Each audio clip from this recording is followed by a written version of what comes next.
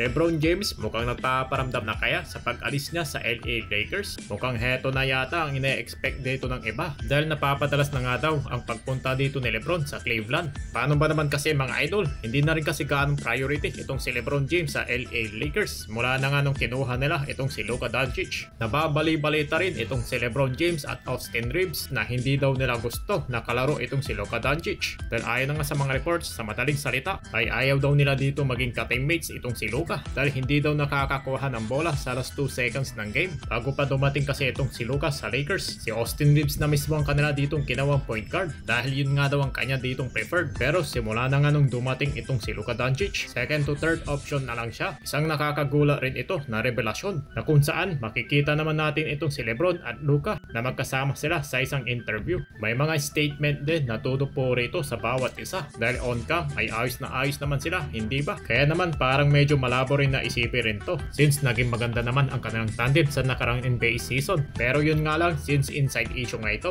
kaya naman mahirap din talaga dito magsalita ng tapos. Sa ngayon wala pa naman dito sa tatlo ang lumilinaw patungkol na nga dito sa issue na to. Kaya naman dito mga idol, maaring posible nga ito o hindi. Meron din kasi ditong lumabas na mga report na isa sa mga kinakainisan na nga dito ni LeBron dahil hindi nga siya dito mabansagan ng mga analyst dito na GOAT, lalong-lalo na nga sa usapang kampyonato. Rings matter to everybody including LeBron and he knows it, but he's not as popular as MJ. Dahil alam na nga natin dito sa balita, sa maaring huling taon dito ni LeBron ay gusto niya pa talaga dito magkaroon ng kampyonato. Lalo pa nga ditong dumadagundong ang buong liga. Naipost na nga dito ni King James sa Instagram na itong kanyang sombrero na welcome home nitong nakarang araw lamang dito sa Cleveland. Mukhang excited na nga rin dito mga Cleveland Cavaliers fans na bumalik na dito sa kanyang hometown itong si Lolo Bron. Hindi rin naman natin siya dito masisisi kung bigla na lang niya ditong aayawan ang LA dahil si Luka na pinakamagiging sentro ng atensyon ng purple and gold. Pero wala naman ditong problema para sa kanya dahil ang pinakagusto niya talaga bago na nga siya dito magretiro ang magkaroon pa dito ng kampyonato, hindi ba? At madalas na nga dito naiispatan etong si LeBron na nag-iensayo sa Cavaliers. Hindi kaya nagpaparamdam na itong si LeBron James na tuluyan na nga siya ditong bumalik? Well, marami rin talagang ibig sabihin nito sa mga pag-practice na nga dito ni LeBron sa Cavaliers. Napakabiglain na lang tayong balitaan dito ni LeBron. Babalik na pala siya dito ng Cleveland Cavaliers dahil hindi nga magandang relasyon ni LeBron sa front office ng Lakers. At panoorin natin dito saglit itong video clip na ito na pag-iensayo dito ni LeBron James dito na nga sa Cleveland.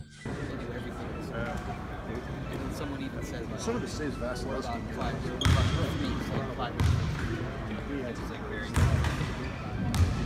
That one down.